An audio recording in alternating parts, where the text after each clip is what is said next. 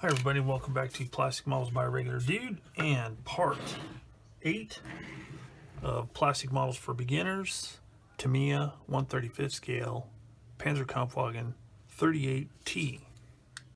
Okay, last episode I did the primer paint, did a clear coat on the portion where the decals were going to be, applied the decals, and we're basically ready for some detail painting.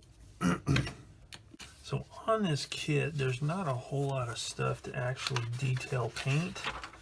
The first thing I'm going to paint is going to be the crowbar, tanker's bar, whatever you want to call it. I need to paint that. I also need to paint the return rollers with some tire rubber black. And then I need to paint the headache pad on the inside of the hatch there, and I need to paint the machine gun in the front, and that is really it. There's some lens kind of things I need to paint, but I can do that the very last thing. I also need to do something with the exhaust. So let's start with this. And for this, you've seen me do some detail painting already. So I'll start it, and then I'm going to kick it on into time lapse, so it will go a little quicker without you having to agonize and watch me paint all this stuff. So here's what I'm going to do. First thing I'm going to paint is the return rollers. And for that, I'm going to use my AK Generation 3 acrylic model colors rubber black. The wheels themselves have already been done, so I don't need to do those. So I'm going to shake this up, get me some water out, get a brush, and start painting. Basically, I'll just put a little dot or 3 right here. Then I'll use water to help thin it out a little bit. Before I put the cap back on, I like to clean it out, as well as clean the nozzle itself. I like to keep my paint bottles neat and tight. Alright, get a little water on the brush. And get it thinned out a little bit, like that, to where it's still opaque when I push it around on this green, or on this clear lid thing. And then using my other hand to help steady myself, start painting.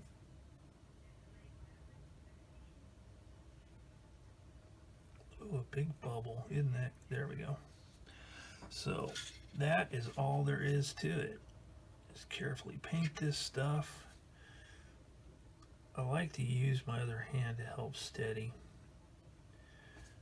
so I don't get too much. I mean, it's going to be covered up with weathering and stuff, but just having to talk with Jim Deck the other day, and I really need to watch myself and not use that as a crutch for sloppy work. So let's just do this like this. Alright, so that's what I'm going to do on the rest of these wheels. I'm also going to use the same color on the headache pad on the inside of the commander's hatch on the turret.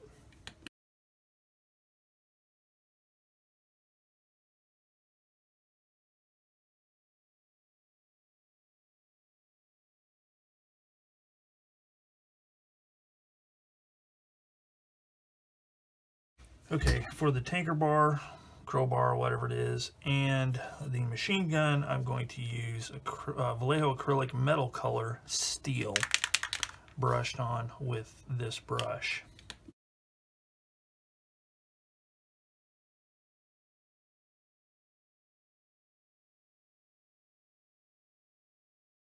Okay, so I got that, and basically what I did here is on these cooling ribs or whatever they are, I just basically kind of dry brushed, highlighted it, and didn't get the paint down inside, just to kind of make it pop a little bit better. So the last thing I need to paint is the wood block here, the jack block, and for that I'm going to use Vallejo Model Color Iraqi Sand. Same thing, squirt a little in the thing, in the lid here, thin it out, and brush it on there. And then I'll probably use, once that dries good, I'll use my brown wash and just barely touch it into the wood grain texture on that block. But I'll demonstrate that once this dries. All right, so I also did the jack block here, and I used Iraqi Sand Vallejo Model Color for the base color, and then once it dries, I'm going to use a brown wash to kind of bring out the wood grain a little bit. We'll see how that works, but I gotta let that dry first. All right, so the next thing I'm going to start doing is doing a bit of a pin wash, and I've already started, so I could see how it was going to work. So what I ended up doing is I ended up spraying a semi-gloss coat of Model Master Acryl to help the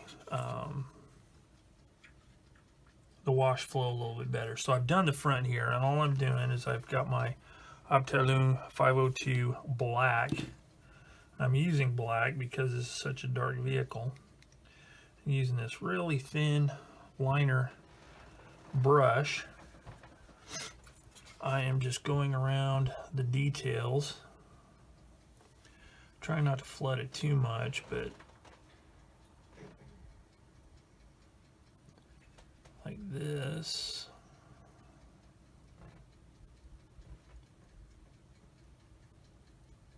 I'm just doing sections at a time. I'm not doing the whole thing. I just want to do a bit of a section at a time. That way I don't have to worry about it drying too much and becoming impossible or very difficult to remove.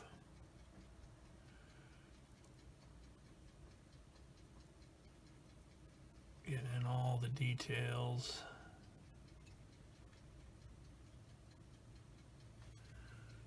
Letting it flow around the details like that.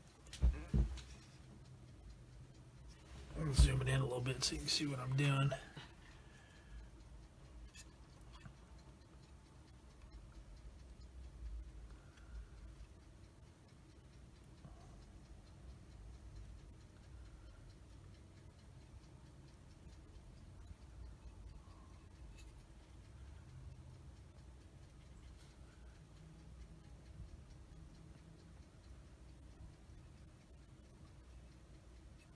Like that. And then I just set my, I'll go ahead and clean this.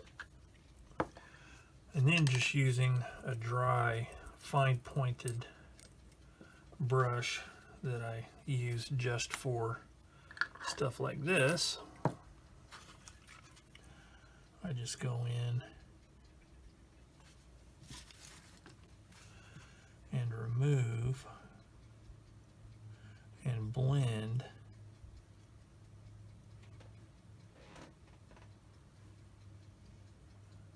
what's there.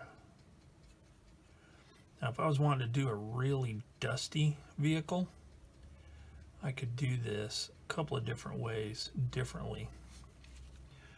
I could use something like buff or something like that to put around the detail. That way it would look like accumulated dust. So I'm going to continue doing this here and then come back. So here, this is almost the last of the turret. I'm doing the same thing. I just put my black wash along the rivets, any seams, any raised detail, and then I'm just using this brush. I switched to a little bit bigger brush because it actually works a little bit better around these rivets and stuff. And I just blend it into the surface thusly. And as you can see, it's making the detail pop quite a bit more. And once we get done with all this, I will show you further how to make your details pop out a little bit better.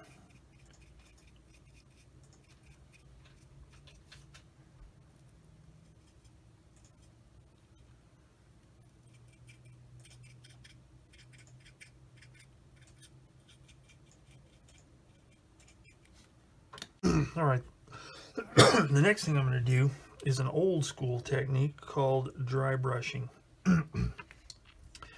And here's basically what you do. You take a brush, dry brush, no liquid on it at all. Get some paint. In this case, I am using Vallejo Neutral Gray. The reason I'm using that is because that's what I have. Rub most of it off on a paper towel, leaving just a little bit of paint. And then you just hit the highlights.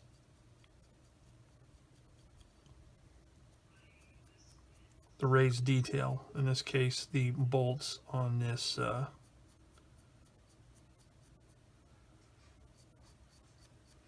going to go around like this, hitting this bolt detail. And I'll give you a side-by-side comparison of what it looks like after you do it. You don't want to get too crazy, but there you go. Hopefully you can see the difference. It just really makes the highlight or the raised detail pop out a little bit more. Gives you a little bit more what you call contrast in the colors. So let's do a little bit on the turret here. Same thing. Just lightly hit the raised detail. See, that pops out a little bit more than that does. And that's what you do. You just want to barely brush it across the top because you don't want any to get deposited between the detail. Okay, so there you go. That's what it looks like. So I'm going to continue doing this. Then we'll come back and see what we got. So here's a pretty decent example of the difference you can get by doing dry brushing between this one here that's been dry brushed and this one that hasn't. And again, it's really pretty easy. Demonstrate one more.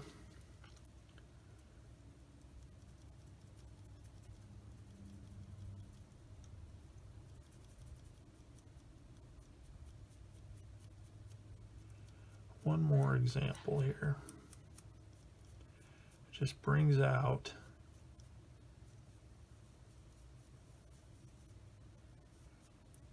that fine detail. All right, the next thing I'm going to do is I'm going to start weathering underneath here so I can get the running gear put on.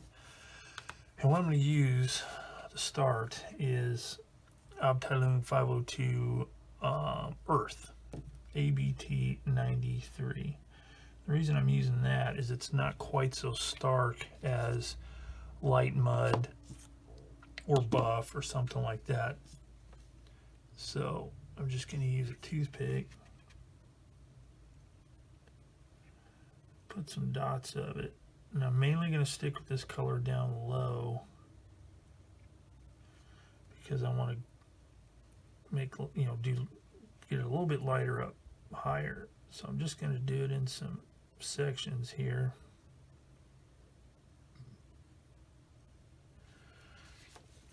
And using a dry brush, just start stippling it like this. Get it kind of blended in just to give it a dirty look. And this is just the first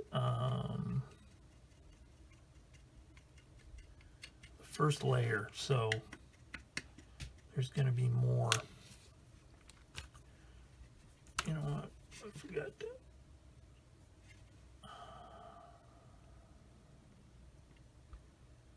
There's going to be more layers of dust and dirt and stuff like that. This is just to get some dirty stuff down in the lower parts and blend it up.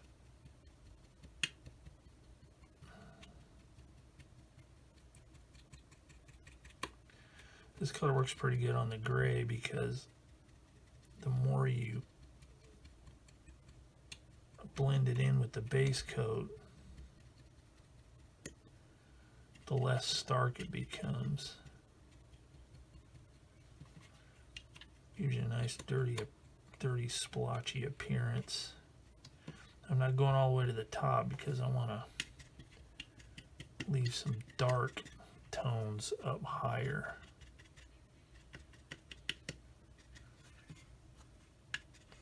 Just like that.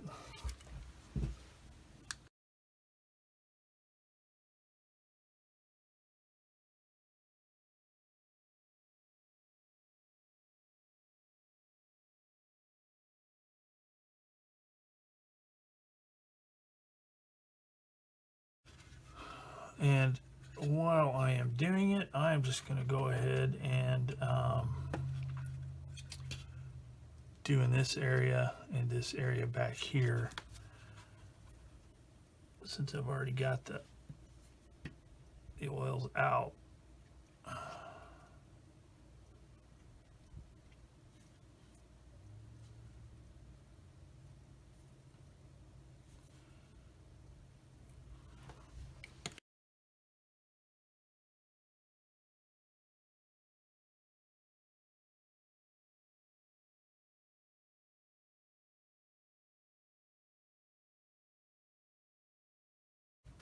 All right, now that I've got all the oil paints rubbed in down here, the next thing I want to do is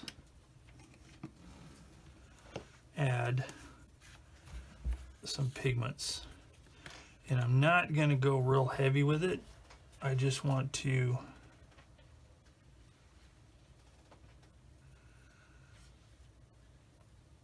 just get a bit of buildup.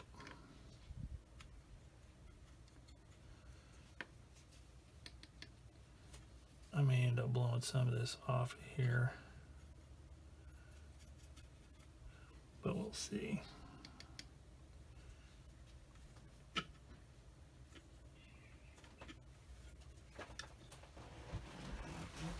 Just kind of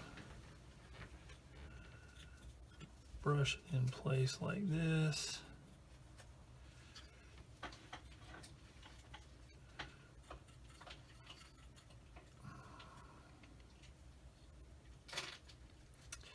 Like that. Now, I'm not real concerned about what's going on behind these here too much because the wheels overlap enough that you're only going to see really the center part. So I don't have to worry about getting a lot of it in there. So once I get that there, then I'm just going to use, and that was Dark Earth Modeling Pigment Ammo by MIG. And I'm going to use the same brand, Pigment Fixer, which, as far as I know, is just kind of a glorified thinner of sorts. But it seems to work, so basically what I'm going to do is just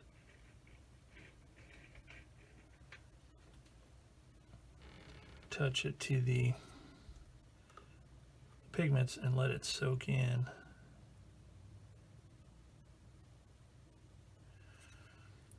And that will fix it. Now the thing about Fixer is, you got to remember, it's not by any means permanent. So you don't want to do this if you're going to be handling it a lot. This is all going to be behind the wheels, so it'll be okay. But if you're going to handle it a lot, you might want to wait. Now, as you can see, it's really super dark. That's okay because it will dry lighter.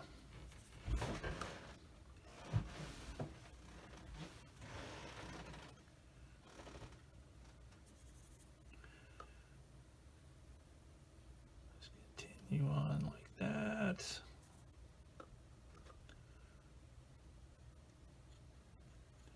Now, the nice thing about it not drying, or not becoming permanently solidly affixed, is you can manipulate it a little bit.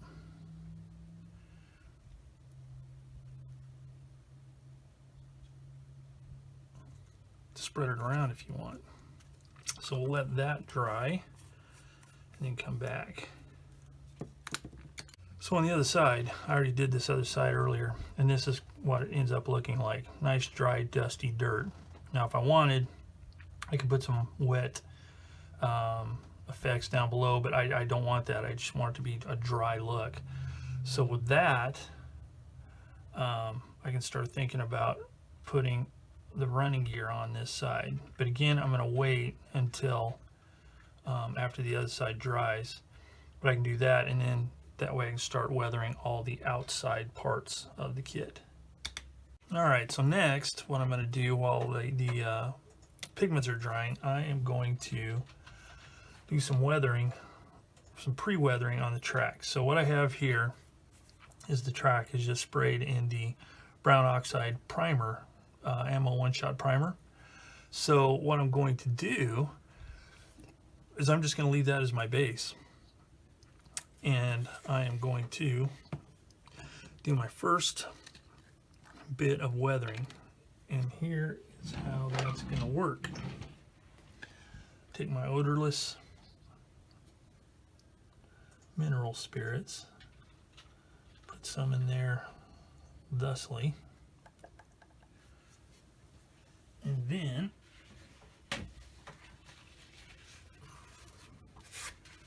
using a brush that holds a little bit more wash, because if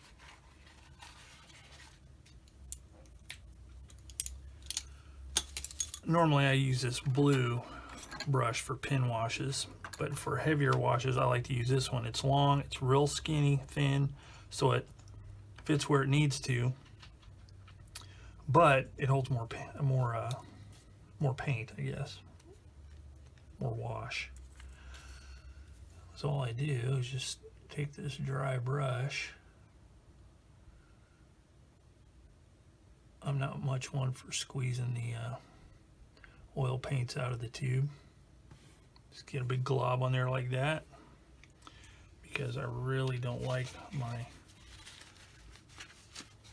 tubes getting all messy, because they're hard to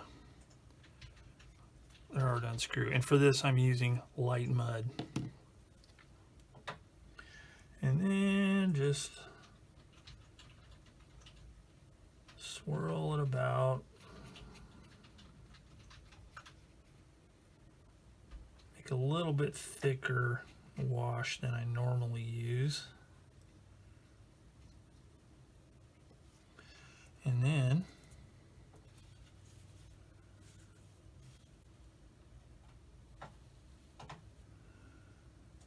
just do a wash all along here like this. Letting you get into all the crevices and stuff. Making sure that some of it gets into the guide teeth here. Could have probably went, I may do another coat because I may want it to be a little bit darker. I just do it all the way around.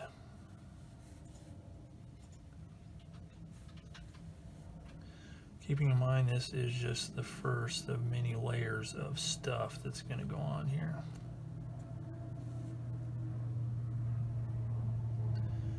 Okay. Flip it over, do the other side.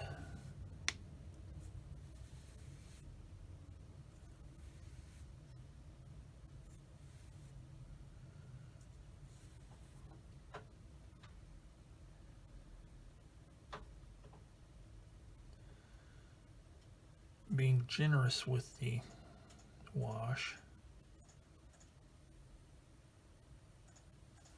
Like that. Then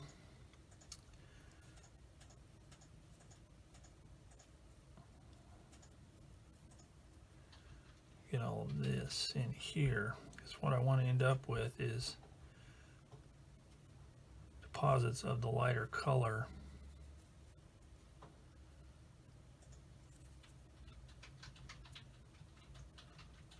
down into the recessed detail.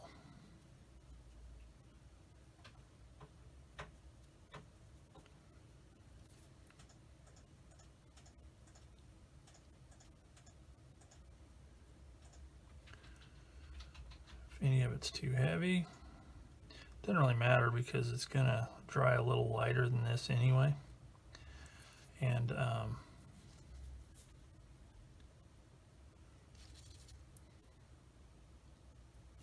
it'll dissipate a little bit. And if I need more, I can always apply more.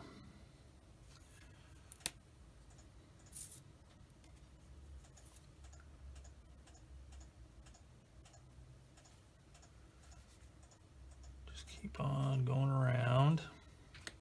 And then as the last thing, just go right around the edges to make sure all the end connectors and all of that detail also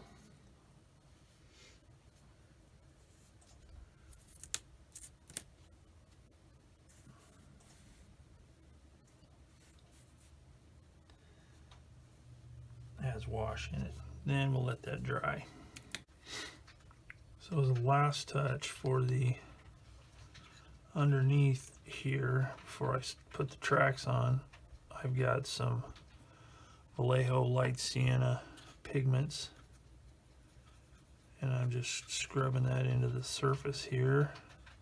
I'm not going to fix it or anything because it's going to be behind the track, so there's not really any worry of getting smudged.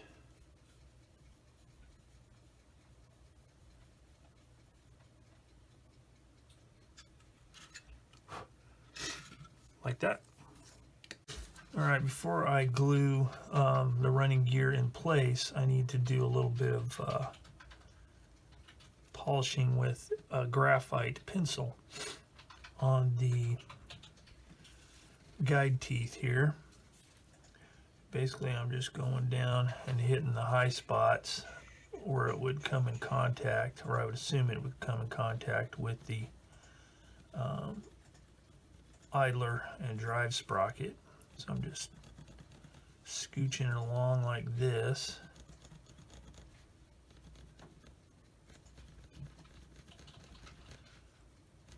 On these guide teeth. And then I did the same thing to the inside of these here.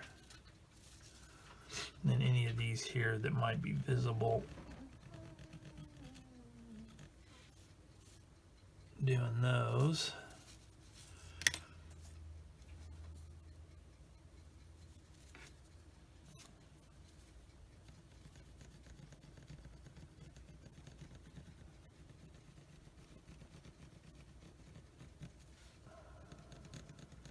Using a 2B, which is pretty soft, so it comes off with a minimum of fuss, like that, just to give a little bit of metal. Did the same thing on the teeth here. I can add more if I need to after I get them installed. Did a little bit of oil inside of there just to dirty it up a bit. So we'll just go around this one here like this, Stuff rubs off pretty easy, so I may have to touch it up after I get it all installed. But there's that. I also did the inside of the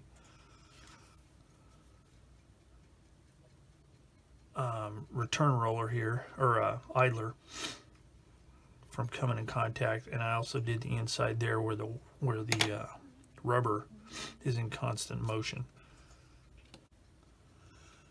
All right, so now I will take the drive sprocket,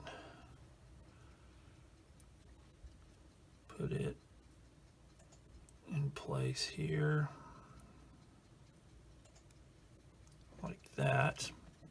I've got those set in place. I'm going to weather those after and just do a quick test fit here.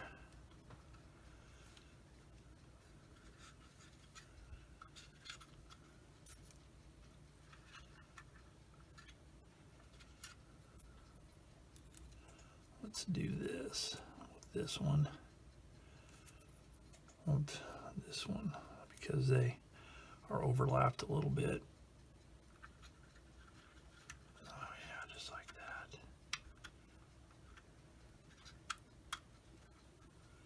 Yeah, it all fits into place there, so I just need to put some glue on all those axles. Press it into place.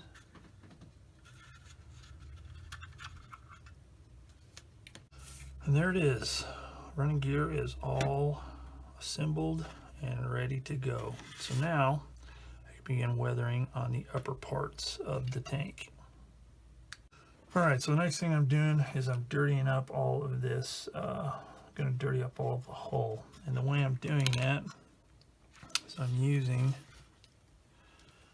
some more of the earth color oils, and I am just depositing it in corners, places where I want it to look built up.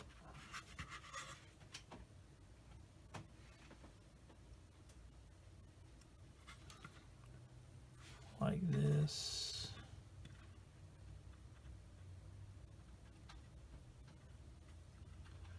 And I'm using a dry brush to put it where I want it, and then using another bigger dry brush to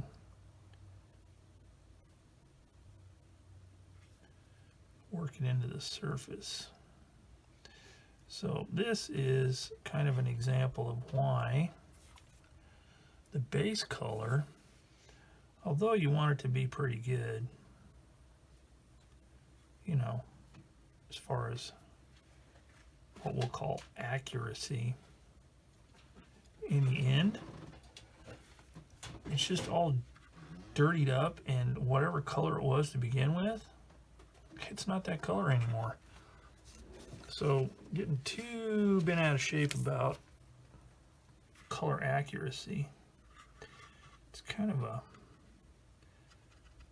in my humble opinion, a fruitless endeavor.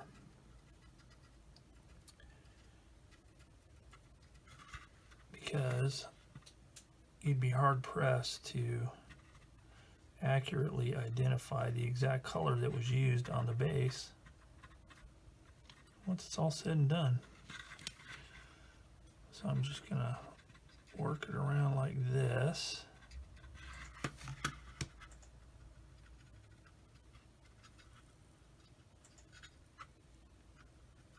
Rub it in, make sure it looks deposited in corners and stuff like that.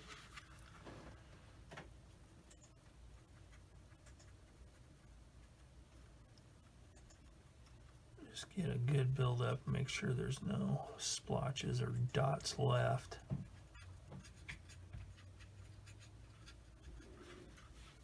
Of the paint, and the higher I go, the less of this I'm going to use.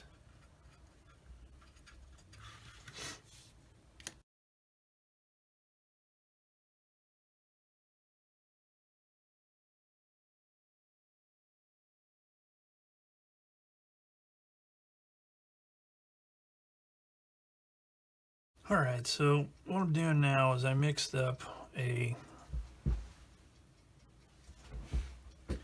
batch of dark earth with some pigment binder as opposed to fixer, and I'm just making kind of a mud mixture, and I'm putting it in between the cleats on the, whoops, I'll have to re-glue that, on the tracks.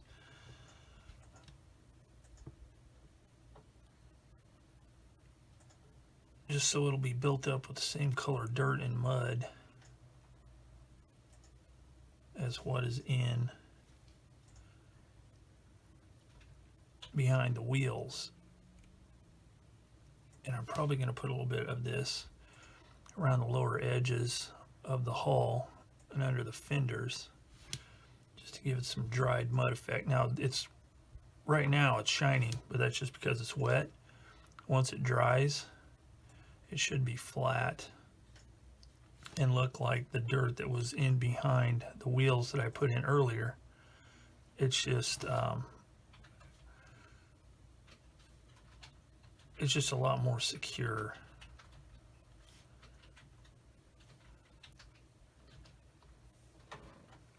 And I kind of like this better than,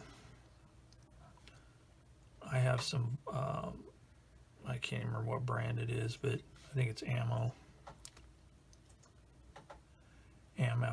by MIG mud, but I don't like it because it's, number one, it's too light. It's a very, very pale mud color, and for some things that would be fine, but I usually find it's too light, and it's also too,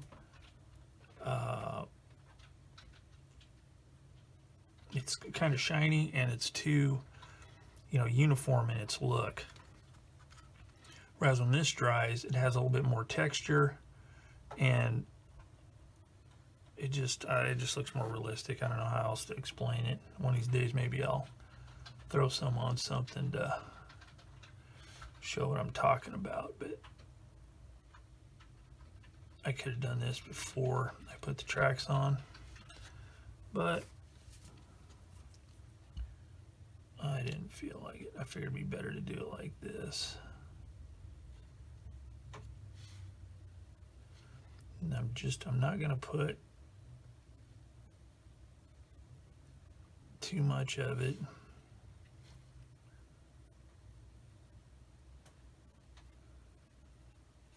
I'm not going to really glop it on because I don't want it to look like it's just been running through mud. I just want it to look like it's, ran through some soft soil and has just got deposits left.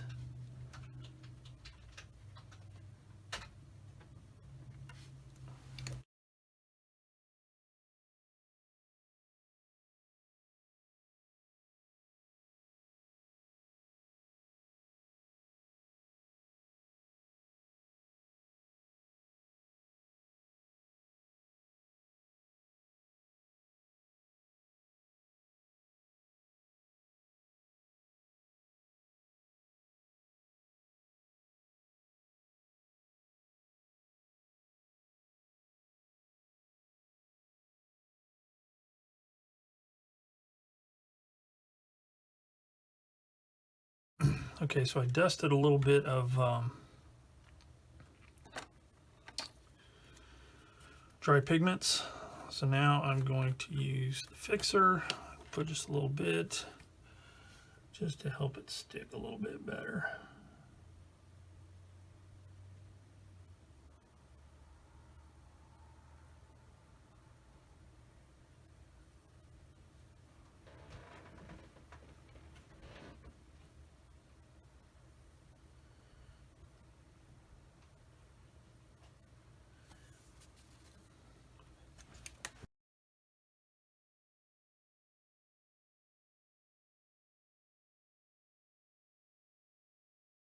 All right, so now pretty much the last thing I need to do on here is add the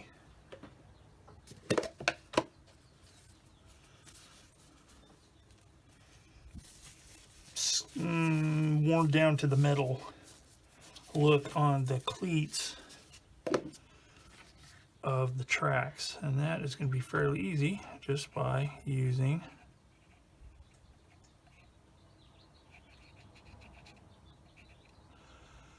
the old graphite pencil.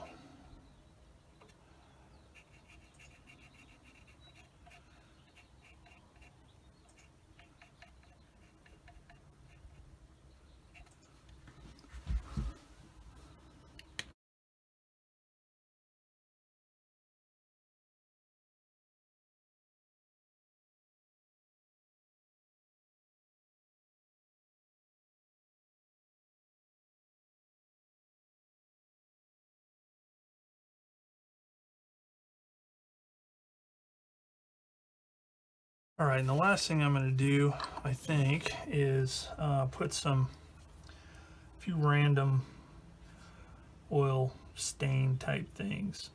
Not too much, because I don't want this to be a totally neglected vehicle, but a little bit here and there. Okay, so I am pretty much done with all of the weathering and everything else on this. So I'm going to end this video here.